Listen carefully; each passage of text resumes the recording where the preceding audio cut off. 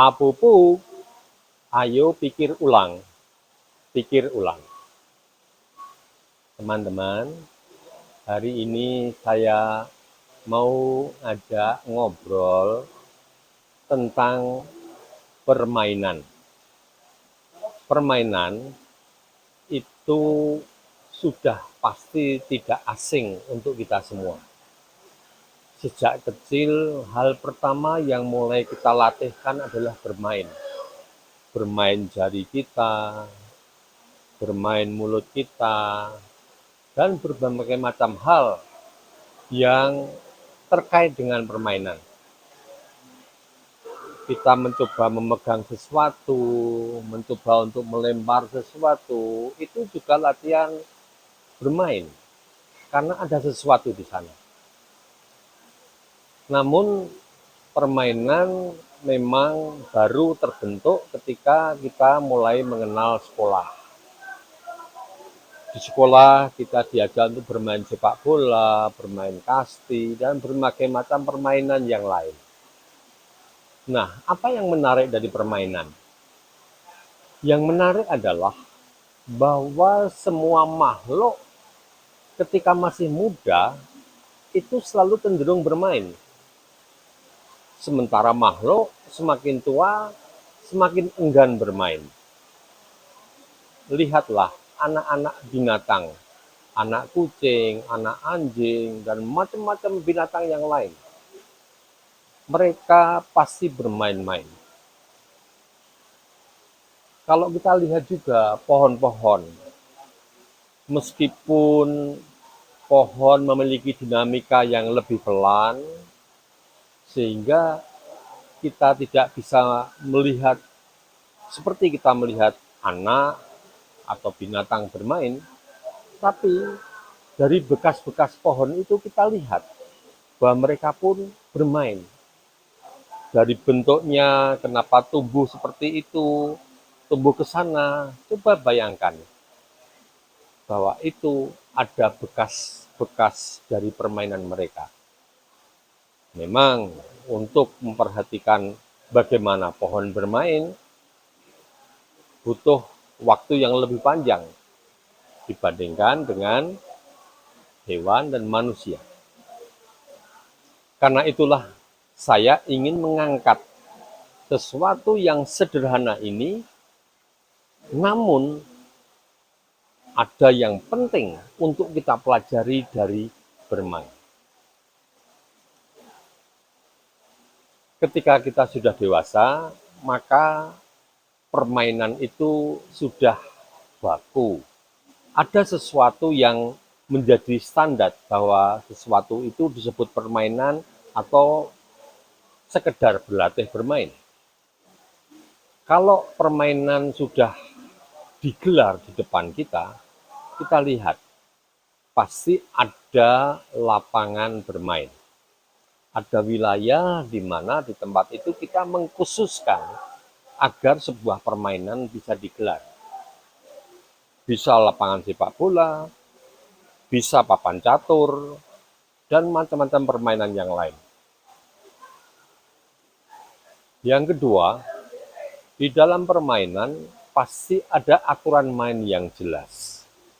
Aturan main ini diperlukan untuk memberikan batas sampai di mana seseorang minimal harus melakukan, atau menjadi batas di mana seseorang tidak boleh melebihi itu.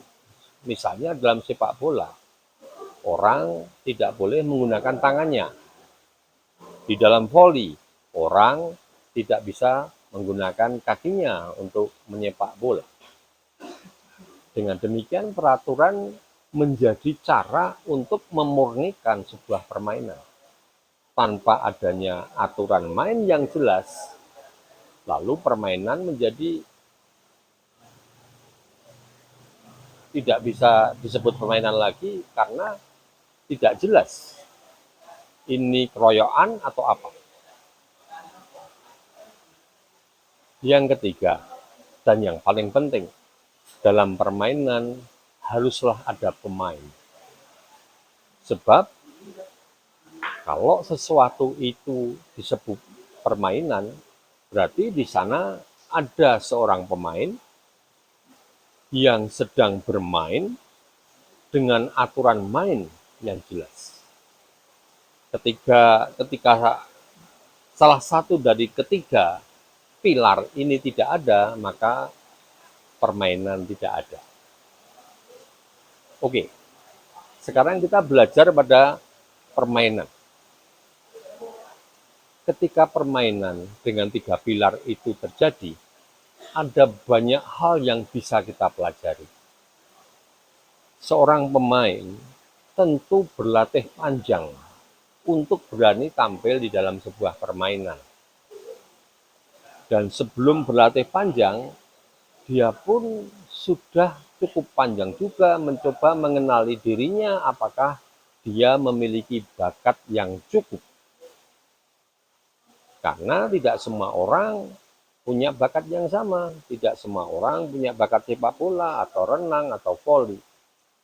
Jadi ada begitu banyak permainan, orang harus mengenali apakah dia punya bakat yang cukup untuk bermain itu.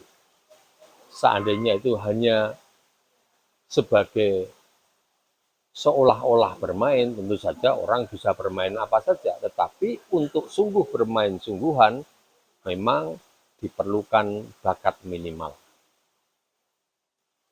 Ketika orang sudah melakukan latihan yang cukup dan membuat perhitungan bahwa aku pasti akan menyelesaikan permainan itu dengan baik, ada satu hal yang hampir-hampir tidak pernah kita perhatikan, yaitu adalah keberuntungan.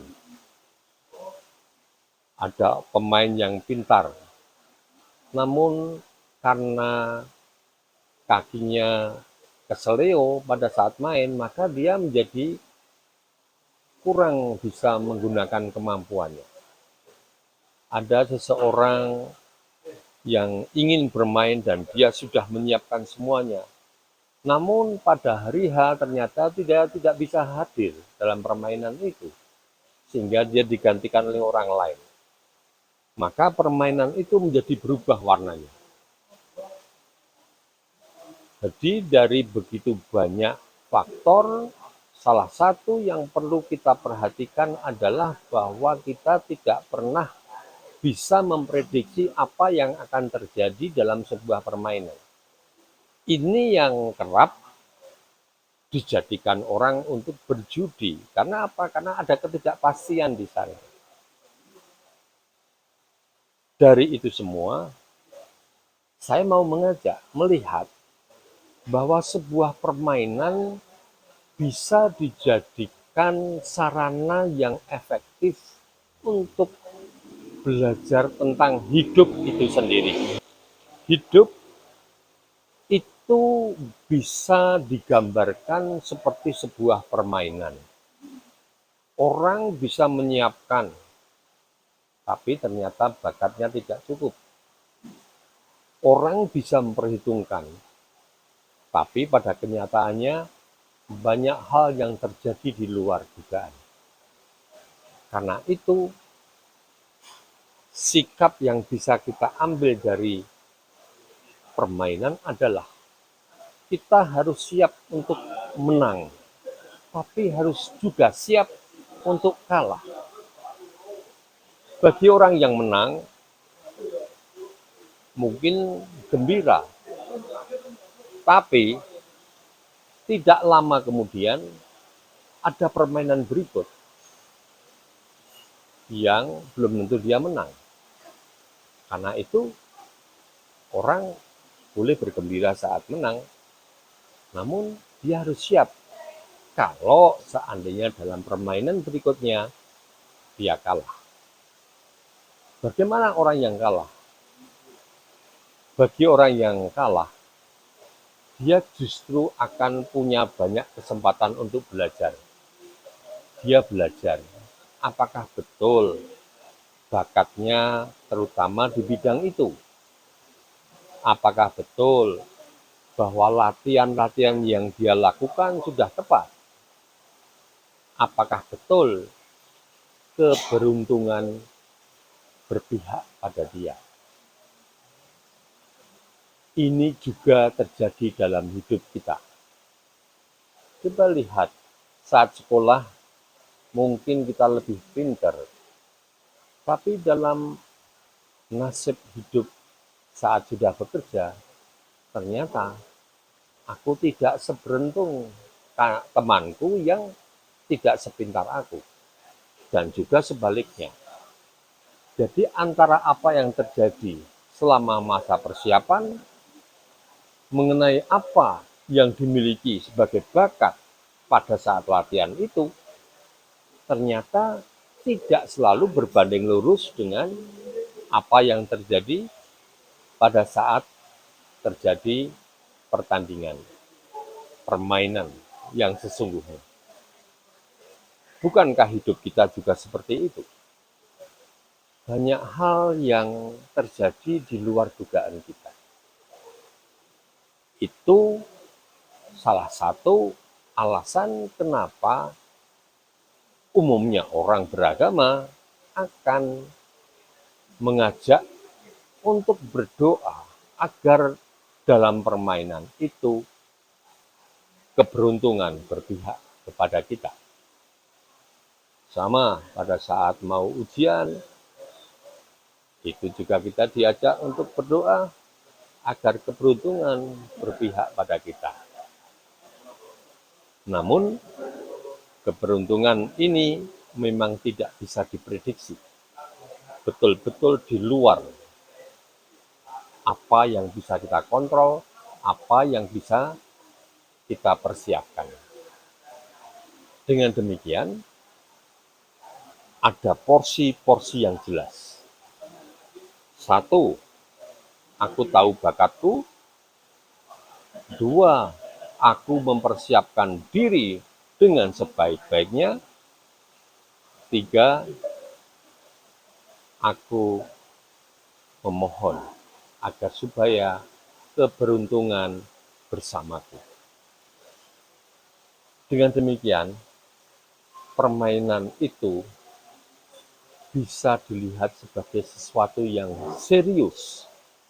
Karena di dalam sebuah permainan, orang diajak untuk bisa hidup secara bertanggung jawab, baik itu secara personal maupun di hadapan yang ilahi, yang bisa mengontrol apa saja yang aku sendiri tidak bisa mengontrol. Dengan demikian, sekedar saya mau menggarisbawahi dan menekankan bahwa permainan haruslah dimainkan dengan sungguh-sungguh. Karena dari permainan itu, aku bisa menakar sejauh mana aku serius dengan hidup ini. Permainan harus dimainkan dengan serius. Permainan jangan pernah dimain-mainkan, karena permainan itu mengungkapkan siapa aku, mengukur seberapa aku serius di dalam menziarahi hidup ini. Salam semesta.